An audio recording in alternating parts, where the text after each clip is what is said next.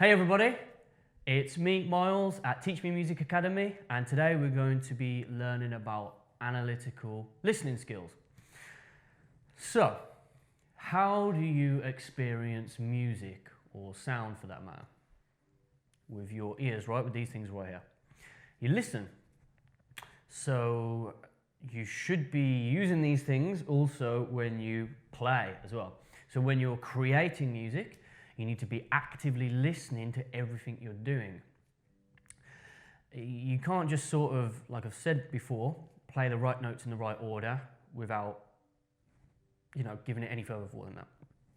So, some people might say, oh, I just don't have an ear for music, or I'm tone deaf. Now, if you're not saying that, great. If you are, there are things we can do to improve your listening skills, right? It's not something that's set in stone. And today we're going to be looking at some exercises that's going to help you get started on that. Now, obviously, it takes a while. There's nothing I can say or do which is, going to make you have a good ear for music, just within this lesson. You're going to have to practice these things in your own time. And I'm going to show you how to do that. So, first of all, what we need to be able to do is hear the different ranges, not only in songs or in all kind of instruments, but also on the piano itself as well. Because the piano is pretty big, right? There's a lot of notes. So we have really the full range on the piano, right? Because we can play lower than a standard tune bass, and we can play higher than most instruments too. So we have a lot of options, so we need to be able to hear all the different ranges.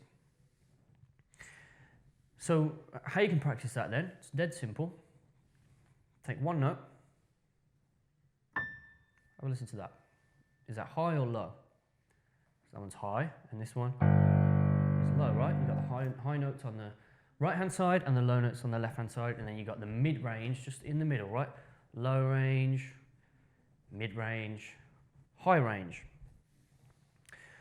Okay, and if you're having trouble hearing that, then just think about maybe relating it to voices, or even animals. Maybe this one's good for younger viewers out there.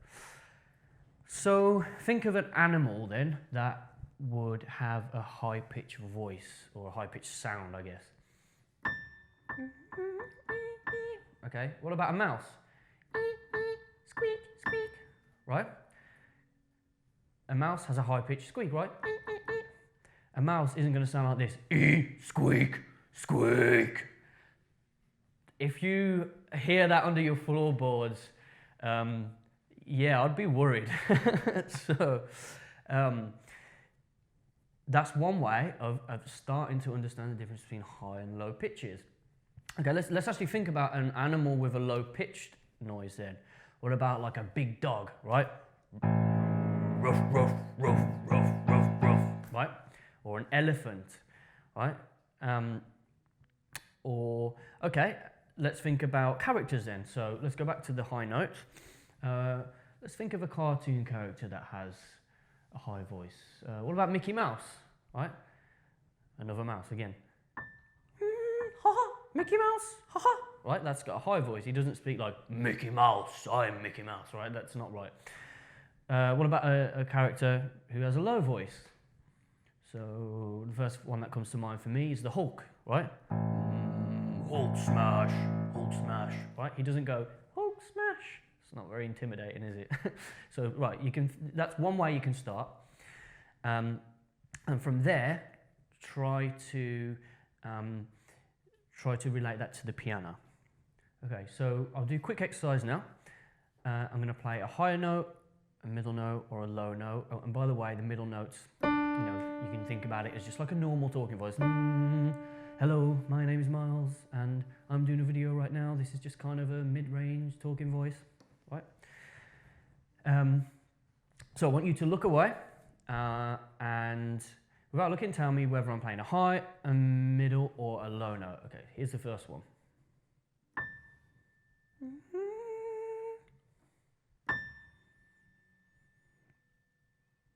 So that was a high note. If you guess that right, well done. If not, keep practicing, you'll get there. What about this one?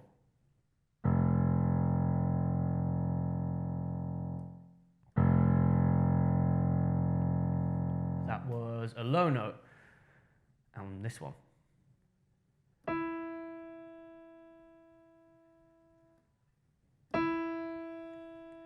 That was a middle note. Good stuff. Great. Let's do a couple more.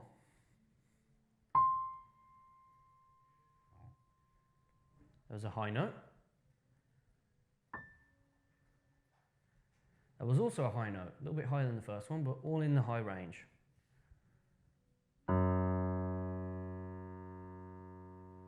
That was a low note, maybe not as low as these notes here.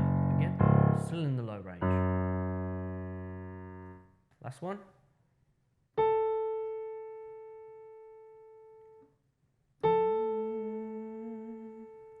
That was a middle note, in the middle range. Okay, so if you answered all of them correctly, well done. If not, keep practicing, and then we'll move on to the next one.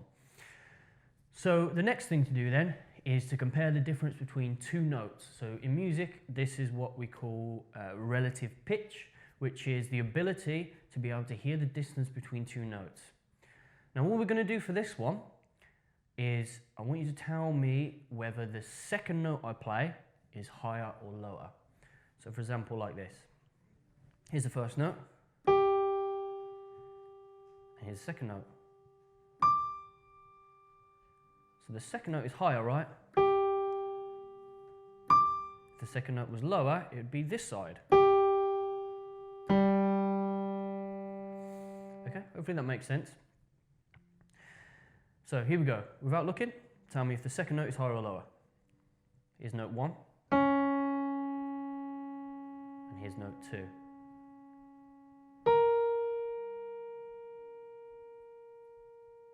Note 1. Note 2.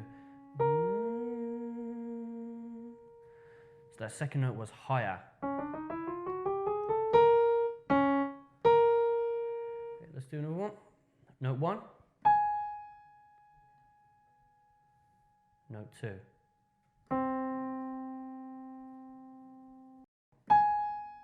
Note 2. So note 2 was lower. Okay, I'm going to start making them more difficult now. So what I mean by that is the notes are going to be closer together, which, believe it or not, is actually more difficult to hear when they're close together. Okay, here we go. Note 1. Note 2. 1. 2. So note 2 was lower that time. So they're both in the low register. Started low, but it went even lower by the time we played the second note. Okay, and another one. Note 1. Note 2. 1. 2. La, la, la. So that was lower. Last one. I'm going to make this one more difficult now. Note 1. Note 2. 1. 2. La, la, yeah. La, la. That was higher. Now that's more difficult to tell because the two notes are very close to each other. But if you got that far and you got that right, well done, you're doing really well. If you're still struggling, again, keep practicing. Maybe you can get somebody at home or a friend or family member or whatever to do it for you. So they could sit down and play two random notes. You could look away. You could try and tell them whether the second note is higher or lower. So you could do this one with somebody else as well. Obviously, it's a bit difficult doing it on your own because you know whether you're playing a high or low note, right? Okay then. So, the next exercise we're going to do, taking this one step further, is we're going to look at melodic direction. So, what I mean by that is, I'm going to play a melody or just a pattern of notes, and it's going to go, up or it's going to go down. right? So let's have a look at this pattern. That goes up, right? Starts here and ends there, so it gets higher. So we say that's going up. It's ascending. It's going from low to high. So that pattern went up. What about this one? That went down. Started here, ended there. It's going down, right? It's going towards the left. Getting lower. So we're going down, descending. Okay? So let's try a few of these then. So here's the first one.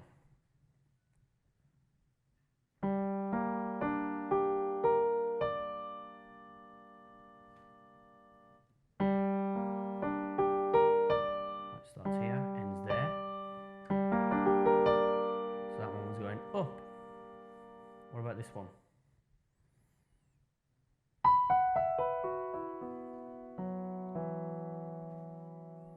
And again. That one went down.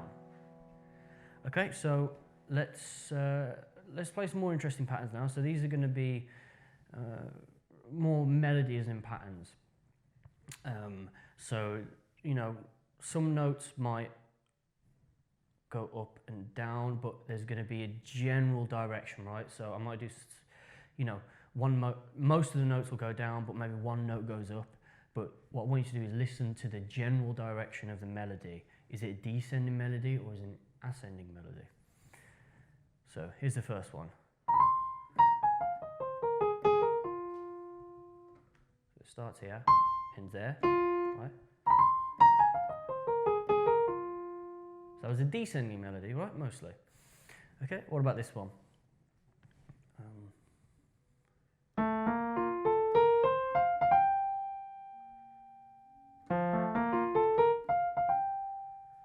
That was an ascending melody. One more.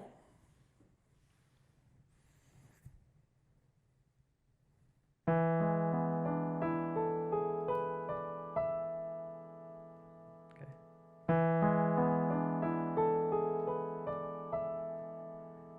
That was an ascending melody. It went high, right? Great. So keep practicing all these things. And now I'm going to tell you why they're important.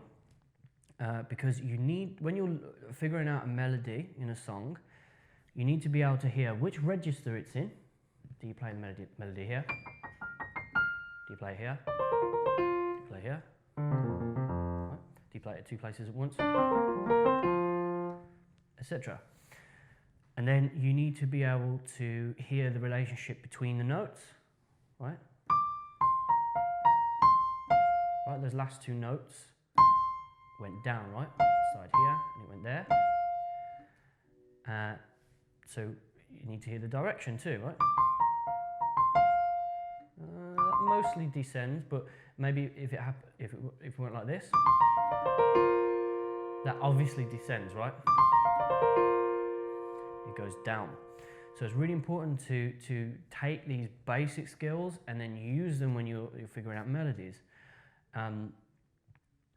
Because not every song that you're playing is going to have notation available. Maybe the notation's wrong, right? Because anyone can write notation. It doesn't mean that it's right. Or if you're playing chords, if you that advanced to where you're playing chords, maybe you're looking at a chord chart on Google. Now, some of these sites like Ultimate Guitar, they're a bit like Wikipedia. Anyone can just put a chord chart up, right? That doesn't mean it's going to be right just because some random guy wrote a chord chart. Actually, I'll tell you from experience, a lot of them are wrong. So you can't rely on someone else all the time. Once you've developed good listening skills, the most reliable source for learning music is going to be your ears. But it takes a few years to get there, but it is well worth practicing. Trust me, if you want to be a decent musician in time, then that's what you need to do. So that's why it's important.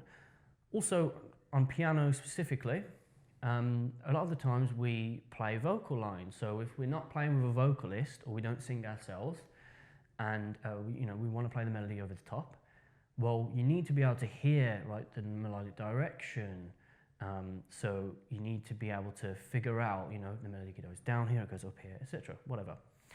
Obviously, once you need to know theory and scales as well, but that's a bit more advanced. Before you know that, as I said, a good starting point is to just practice these exercises, which by themselves may seem a little bit pointless, but there is a point to them once you start, once you get a little bit more advanced and you start actually, you know, working things out properly by ear. So let's take a song as an example. Let's take Bohemian Rhapsody. I'm hoping that you all know what this is. That's why I chose it. So here's the piano part.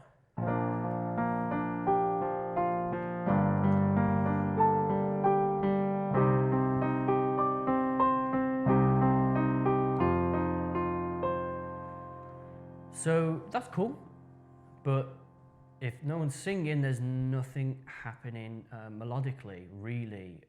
You're just playing chords and the bass line.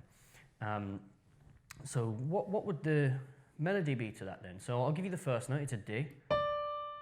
Mama, like that. And then it goes, mama.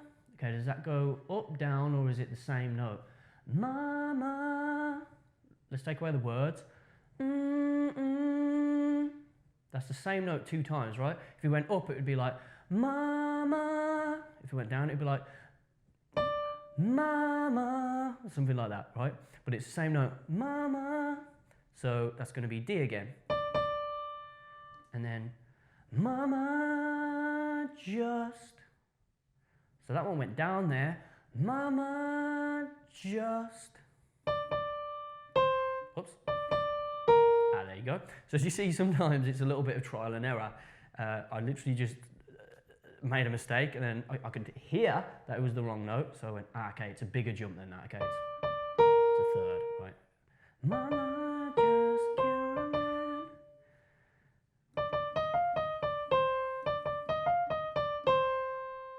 Okay, so that would be the vocal line.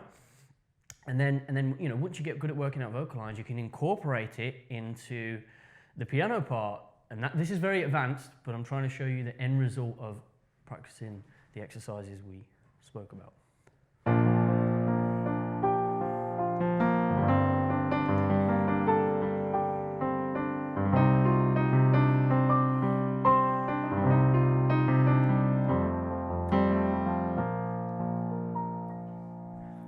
Great, so now I'll play the piano part and the vocal line at the same time. Which sounds pretty cool, right? Cool, so that's the application of it then.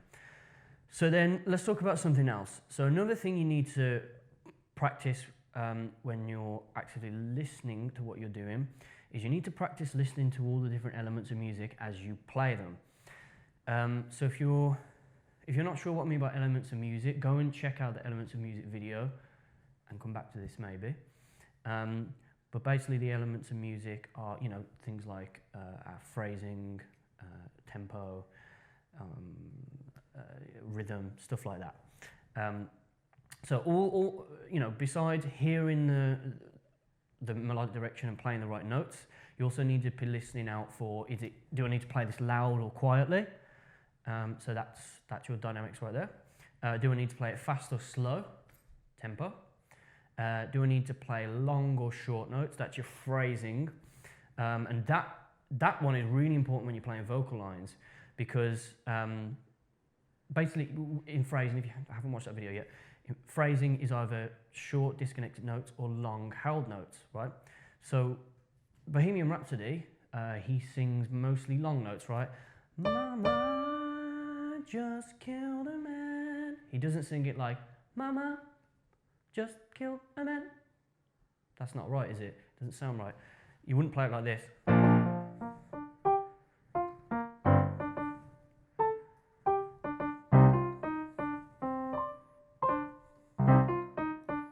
That doesn't sound right. I mean, you can sort of make out that it's that tune, but again, it just sounds like you're playing the right notes with no conviction.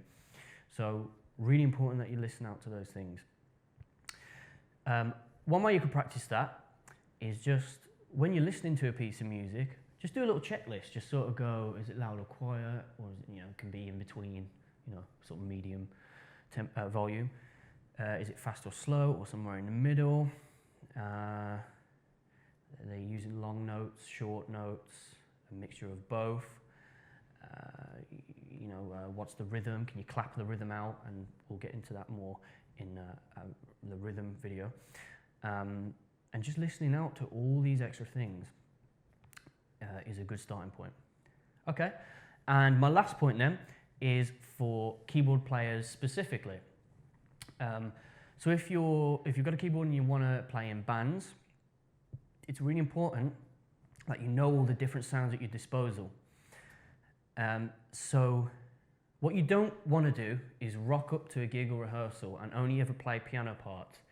So if the guitarist is playing like a mad distorted solo, and there's plenty of energy in the track, if you're playing like the chords but like in more of a classical way, right?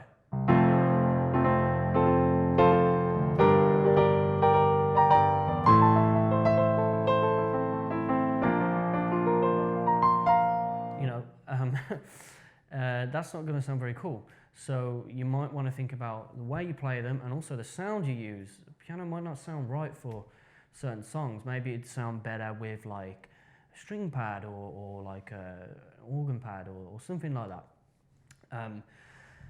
So it will impress people if you turn up and use different sounds in a band, because your job as a keyboard player is you're basically the one-man orchestra, right? So in a typical band, you've got a guitar, bass, drums, vocals, and some people might have the addition of a keyboard player. And why do they get a keyboard player? So they can play all the sounds that the guitars, drums, and vocals can't. So you can cover everything that's not a guitar or a drum or a vocal, basically. Brass parts, if you haven't got a brass section, string parts, all the different keyboard sounds, synths, piano included in that as well. So if you're learning a song that uses organ, you should be playing the organ, right? And then taking it one step further, which is a little bit more advanced, what kind of organ is it, right? What drawbar settings? What does it use? Chorus? Is there a bit of overdrive on it? Is it percussive? Is it, all these different things. But I'm going to give you a place to start, to start practicing, getting good at that. So the best thing you can do for now is get familiar with all the different keyboards and all the different keyboard sounds, right? So flick on your organ setting, have a go at playing it, see what sounds good, learn an organ song, maybe like Green Onions is a good start. Right, obviously on an organ sound though. Maybe flick on the clav sound, get used to how that sounds and how you play that, learn superstition maybe.